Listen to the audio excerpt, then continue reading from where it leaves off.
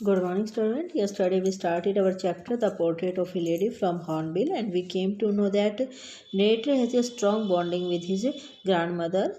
But when they shifted to city, their friendship was on a point that was going to be weak because there was a turning point in their friendship. Now everything has been changed in author's life, the way of education, the way of going to school, in which grandmother was not able to give any type of support. But the author is explaining how the conditions and their relationship changed. As the years rolled by, we saw less of each other. साल बीतते रहे और हम एक दूसरे को कम देखते थे. That means कि हमारा मिलना कम हो गया. For some time she continued to wake me up and get me ready for school. कुछ समय तक तो वो मुझे सुबह जल्दी उठाती थी और मुझे स्कूल के लिए तैयार करती थी. When I came back, she would ask me what the teacher had taught me. जब मैं वापस आता तो वह मुझसे पूछती थी कि टीचर ने मुझे क्या पढ़ाया. I would tell her English words and little things of Western science and learning. मैं उसे इंग्लिश के शब्द बताता था और वेस्टर्न साइंस के बारे में या जो मैं पढ़ता था उसके बारे में भी मैं उसे सारी छोटी छोटी बातें बताता था. दैट मीन्स कि जो सब्जेक्ट्स थे नरेटर के वो चेंज हो चुके थे. अब वो इंग्लिश पढ़ता था, साइंस पढ़ता था और वो जो स्कूल में पढ़ाया जाता था वो ग्रैंड मदर को बताता था. The law of gravity, Archimedes principal, the world being around us, जिसके अंदर साइंस के बारे में बातें करता था तो ग्रेविटी लॉ, आर्किमिडीज प्रिंसिपल, और जो चारों तरफ हम उनका एटमॉस्फेयर या दुनिया है उसके बारे में बात करता था. दिस मेड हर अनहैप्पी, इससे वो नाराज़ हो जाती थी, मतलब खुश नहीं होती थी. She could not help me with my lessons, की क्योंकि अब वो मेरी पढ़ाई में मेरी हेल्प नहीं कर पाती थी. She did not believe in the things they taught at the English school, क्योंकि वह उन चीज़ों में भरोसा नहीं करती थी जो इंग्लिश स्कूल में पढ़ाई जाती थी. And was distress that there was no teaching about God and the scripture, और वो इस बात से काफ़ी उदास थी कि अब जो इंग्लिश स्कूल थे उसमें भगवान और ग्रंथों के बारे में कुछ भी नहीं सिखाया जाता, कि वहाँ पर रिलीजियस जो एजुकेशन है वो नहीं दी जाती. Everything is related to the science and the English. One day I announce that we were being given music lessons, एक दिन मैंने उसे बताया कि हमें म्यूजिक लेसन पढ़ाए जाते हैं. शी वॉज वेरी डिस्टर्ब, वो बहुत परेशान हो गई. To her music had lewd associations, क्योंकि उसके हिसाब से जो म्यूजिक था वो बहुत नीचे वर्ग के लोगों का काम था, यानी कि वो बहुत लो लेवल का काम था. It was the monopoly of harlots and beggars and not meant for gentle folk. उनका ये मानना था कि जो म्यूजिक का काम है वो या तो भिखारियों का होता है या हार्लोड्स का होता है, वेश्याओं का होता है. आम जो अच्छे घराने हैं वो म्यूजिक से कोई संबंध नहीं रखते हैं. She said nothing but her silence mean disapproval. उसने कहा कुछ नहीं, लेकिन उनके चुप रहने का मतलब था कि उसकी इसमें सहमति नहीं थी. That means she was not agree with the music teachings. She rarely talk to me after that. उसके बाद उसकी ग्रैंड मदर ने उससे बात करना बहुत कम कर दिया, इनकी बहुत हार्डली रेयरली कभी वो उससे बात करती थी. When I went up to university, जब मैं यूनिवर्सिटी में गया, I was given a room of my own, तो मुझे अपना अगला अलग से कमरा रहने के लिए दे दिया. Till now he was sharing the room with his grand mother. अभी तक वो अपनी दादी माँ के साथ अपने रूम को शेयर करता था, लेकिन जैसे ही वो यूनिवर्सिटी के अंदर उसकी एजुकेशन के लिए गया, दैट मीन्स कि as he grew up and he went to university for his further education, he was given a separate room. The common link of friendship was snapped, जो उनकी दोस्ती का आखिरी एक कॉमन लिंक था, यानी कि एक ही कमरे में रहना, वो भी ख़त्म हो गया था. My grand mother accepted her seclusion with resignation. मेरी दादी माँ ने चुपचाप, रेजिग्नेशन होता मतलब कहीं पर रिजाइन कर देना, त्याग पत्र दे देना, और एक्सेप्टेड स्वीकार कर लेना. सेक्लूजन होता है अकेलेपन को. मेरी दादी माँ ने बड़े आराम से, यानी कि रिजाइन करके चुपचाप अपने अकेलेपन को स्वीकार कर लिया था.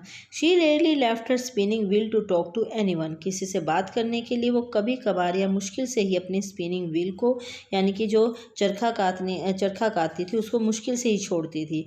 From sunrise to sunset she sat by her wheel spinning and reciting prayers. सूरज निकलने से सूरज छिपने तक वह उस चरखे के पास बैठ जाती थी और वो अपनी प्रेयर करती रहती थी. Only in the afternoon she relaxed for a while to feed the sparrows. सिर्फ दोपहर में वो कुछ देर के लिए रिलैक्स होती थी और वो चिड़ियों को खाना खिलाती थी. While she sat in the veranda breaking the breads into little bits. जब वो बरामदे में बैठ जाती थी और रोटी को छोटे छोटे टुकड़ों में तोड़ती थी, 100 of little birds collected round her creating a veritable bedlam of chirpings. जो सैकड़ों पक्षी थे, दैट मीन्स कि स्पैरोज थी, वो बहुत जोर का वेरिटेबल पेडलम ऑफ चर्पिंग होती है, यानी कि डिसप्लीजेंट साउंड जो थी उनकी चहचहाने की, यानी कि एकदम से बहुत ज़्यादा शोर मचा देना जिससे कि वो जो कि उनको पसंद नहीं आता था। वेरिटेबल पेडलम ऑफ चर्पिंग यानी कि वो बहुत जोर से शोर मचाने लग जाती थी, क्योंकि वहाँ पर काफ़ी चिड़िया जो थी वो इकट्ठी हो जाती थी। सैकड़ों चिड़िया जो है वो बरामदे में इकट्ठी हो जाती थी और वो बहुत ज़्यादा शोर मचाती थी। Some came and perched on her legs. Perched मतलब आर की साउंड नहीं आती इसमें, पर्स्ड। कुछ आती थी और उसके पैरों पे बैठ जाती थी। अदर्स ऑन हर शोल्डर्स, कुछ उसके कंधों पर बैठ जाती थी। Some even sat on her head, कुछ तो उसके सिर पर भी बैठ जाती थी। She smiled but never shooed them away, वह मुस्कुराती रहती थी लेकिन कभी उन्हें डांट कर भगाती नहीं थी। It use to be the happiest half hour of the day for her, यह उसके लिए दिन का सबसे अच्छा आधा घंटा होता था। यहाँ से क्वेश्चन बन सकता है कि what was the happiest half hour of the day for grand mother, यानी कि सबसे अच्छा आधा घंटा दादी माँ के लिए कौन सा होता था। When she use to feed the sparrows, जब वो चिड़ियों को खाना खिलाती थी। When I decided to go abroad for further studies, जब मैंने अपनी आगे की स्टडीज़ के लिए विदेश जाने का फैसला किया। I was sure my grand mother would be upset, मुझे पक्का पता था मेरी दादी माँ जो है वो काफ़ी परेशान हो जाएंगी। I would be away for 5 years, क्योंकि मैं 5 साल के लिए दूर रहूँगा। And at her age one could never tell, और उसकी उम्र के बारे में कोई नहीं बता सकता था। But my grand mother could, लेकिन मेरी दादी माँ कर सकती थी। She was not even sentimental, वो थोड़ा सा भी इमोशनल नहीं हुई, यानी कि उसने थोड़ी सी भी अपनी फीलिंग शो नहीं की। She came to leave me at the railway station but did not talk or show any emotion, वह मुझे छोड़ने के लिए रेलवे स्टेशन पर आई लेकिन उसने अपनी कोई फीलिंग शो नहीं की, कोई इमोशन नहीं दिखाया।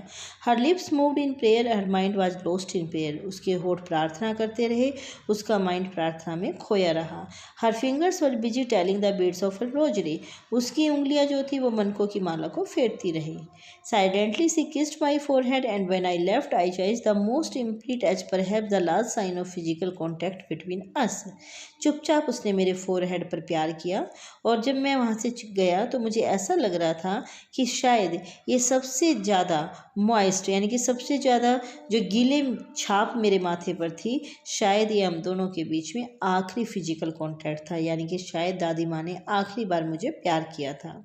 But that was not so, लेकिन ऐसा नहीं हुआ। आफ्टर 5 years, 5 साल के बाद, आई केम बैक होम, मैं घर वापस आया। And was met by her at the station, और मैं स्टेशन पर ही उससे मिला। She did not look a day older, वो एक भी दिन ज़्यादा बुरी नहीं लग रही थी। दैट मीन्स कि her physical appearance was the same.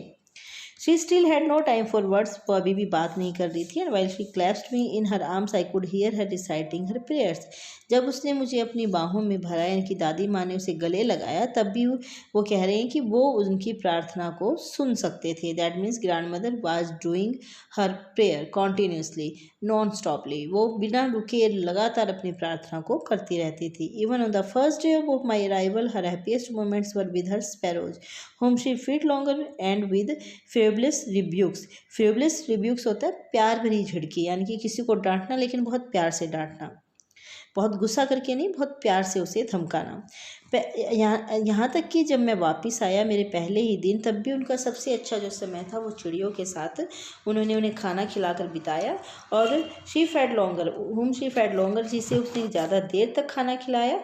And with fabless रिब्यूक्स, और प्यार भरी झिड़की के साथ, यानी कि उन्हें प्यार से धमकाते हुए उसने काफ़ी देर तक उन्हें खाना खिलाया। इन the evening A change came over हर, शाम को उनके अंदर एक बदलाव आ गया। शी डिड नॉट प्रे, उन्होंने प्रार्थना नहीं की। She collected the women of the neighbourhood, उन्होंने पड़ोस की औरतों को इकट्ठा किया। Got an old drum and started to sing, एक पुराने ड्रम को लिया और इसे बजाना शुरू कर दिया। For several hours she thumped the sagging skin, sagging होता है लटकती हुई, बेकार से जो कटी फटी होती है ना, मतलब ऑफ द डाइलिपिडेटेड होता होता है मतलब कि जिसकी हालत अच्छी नहीं होती, यानी कि एक टूटे फूटे ड्रम की उस बेकार सी स्किन को नॉन स्टॉप वह कई घंटों तक बजाती रही। यानी कि उस जो ड्रम था वो बहुत बुरी हालत में था, उसकी हालत अच्छी नहीं थी। डायलेप्टेड का मतलब होता है कि जब जो अच्छी कंडीशन में नहीं है। और saying the song of the home coming of the warriors, और उसने जैसे युद्ध लड़के जो योद्धा वापस आते हैं उनके गीत को उसने गाना शुरू कर दिया। यानी कि जो दादी माँ थी, there was a change in grandmother, she started to sing and playing the drums, उसने गीत गाना और ड्रम को बजाना शुरू कर दिया। We had to persuade her to stop to avoid overstraining, हमें उसे रोकना पड़ा। परस्यूड होता है मजबूर करना, हमें उसे रुकने के लिए मजबूर करना पड़ा, नहीं तो उनके ऊपर ओवर स्ट्रेन हो जाते हैं, यानी कि वो ज़्यादा थक जाती। That was the first time since I had known her that she didn't prayer, पहली बार ऐसा हुआ था जब से मैं उन्हें जानता था कि उन्होंने अपनी प्रेयर नहीं की थी। The next morning she was taken in, अगली सुबह वो बीमार हो गई। It was a mild fever, ये हल्का बुखार था। And the doctor told us that it would go, और डॉक्टर ने बताया कि ये चला जाएगा। My grand mother thought differently, लेकिन मेरी दादी माँ अलग तरीके से सोच रही थी।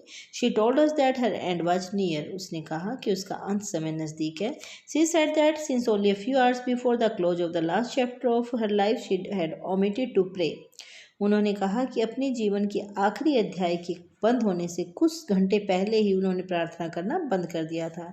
And she was not going to waste any more time talking to us, और हमसे बात करके वो और ज़्यादा समय बर्बाद नहीं करना चाहती थी।